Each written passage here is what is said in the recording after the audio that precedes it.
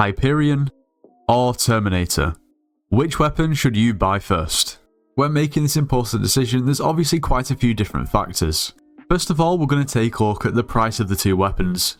Well, a completely clean Hyperion is 700 million coins. This price is mostly dictated by the price of the Necron's handle. And realistically, to get an accurate representation of a good Hyperion, you're going to need at least to have all three of these scrolls. Nowadays, for a pretty decent Hyperion, you're looking at around the 2 billion coin mark, maybe a little bit more. You may ask, well, what's wrong with a non-scrolled Hyperion? Well, realistically, the whole point of Hyperion is the Wither impact ability, which enables you to right-click. Otherwise, without scrolls, you'd have to left-click, and at that point, what's the point in having a Hyperion?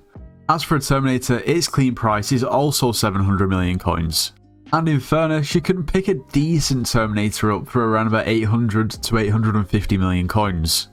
Now, depending on what you're using the Terminator for, will also impact the price. Realistically, if you're making the decision between a Terminator and a Hyperion, I would assume that you'll be opting for a Soul Eater Terminator. Of course, Terminators with enchantments like Power 7 can cost over 1 billion coins. So for the price, for the sake of ease, let's say a Hyperion is 2 billion coins and a Terminator is 1 billion coins. So there's a 1 billion coin difference. Well, how about the requirements?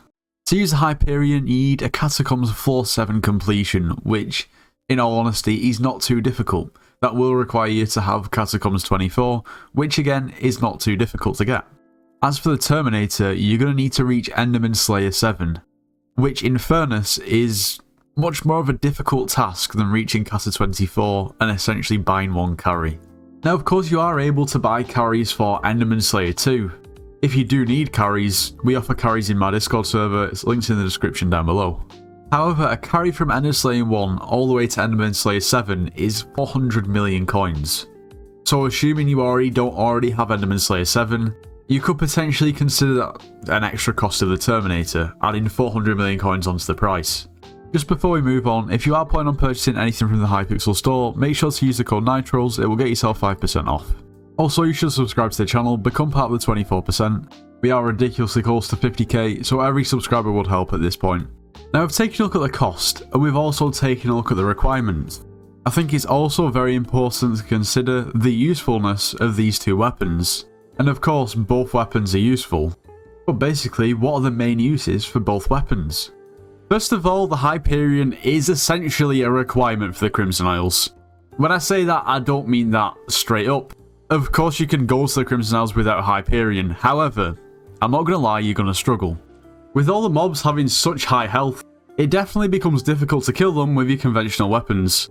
Mini-bosses such as the Barbarian Duke become 10, if not 20 times easier if you just use your Hyperion and basically kill it through the floor.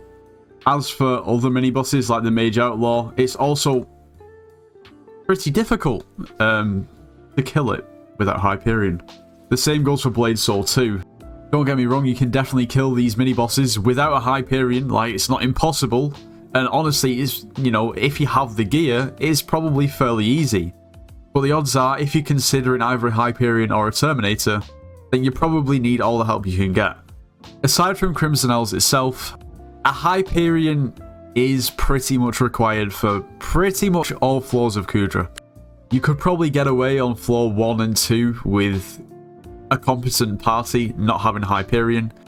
However, if you're the one that's going to be putting in the work, i.e. crowd control, then you're going to find it very difficult for Hyperion. I'm just going to say that.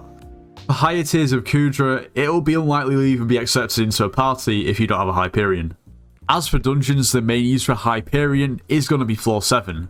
Hence why majority of floor 7 parties favour more than one mage. You can clear really quick, you can deal a lot of damage. Obviously, you're going to need an archer in every party, but majority of the time you have more than one mage and it's a perfect setup. Now, its limitations are reached when it comes to Master Mode. A conventional right-click mage setup within Master Mode, it makes it very, very difficult to survive. Granted, if you're a much higher Catacombs level, then you could probably get away with it if you put Master Stars on there.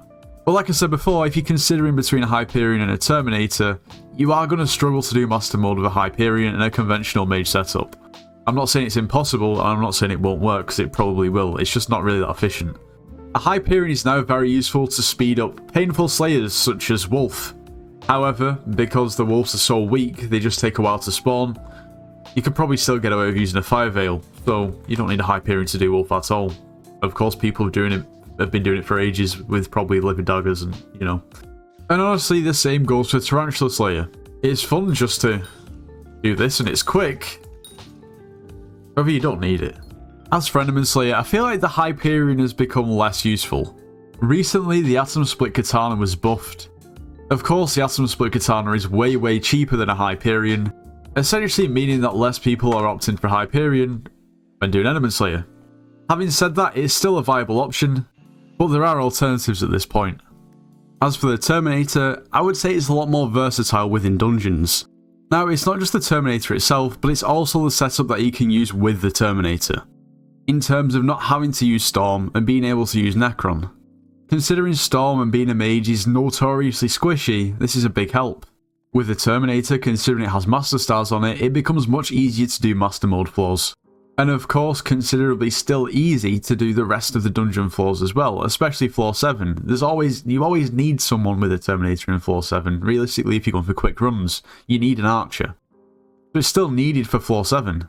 Well, I'm not saying you need a Terminator to do floor 7, because that's not true. You don't even need a Hyperion. But to go for quick runs, you need someone who's an archer. In terms of Kudra, for tier 3 or burning tier onwards, you're also going to need at least one Terminator. You don't really need a Terminator at all for basic or hot. But yeah, for burning you're definitely going to need one. I guess unless you go stun, but that's something completely different. Now, strangely enough, it's actually beneficial to have a Terminator for Enderman Slayer too. Of course, when you're completing a regular Void Gloom and it comes to hit phase, yeah, of course you could use your summons, but it's actually quicker if you use a Terminator. So for quick Void Gloom runs, Terminator 2, I mean, it's like I said, it's not essential at all, but it's helpful. So we've looked at the price, the requirements, and what both weapons are used for. And I think at the end of the day, it comes down to number 1, opinion, and number 2, I guess where you're up to in the game and what you're actually wanting to do with the weapon. I would personally say that the Hyperion would be better to get first, considering if you're wanting to progress into, well, number 1, floor 7, then you've also got Kudra and the Crimson Isles. Hyperion kind of does it all. Now, ultimately, as you progress, you're going to want to have both weapons, but I personally think you get a lot more for your money. But of course, the verdict is going to come down to your opinion and where you're up to in the game, so let me know what you think in the comments. Anyway, if you did enjoy today's video, make sure you leave a like, subscribe if you're new, and I'll see you in the next one.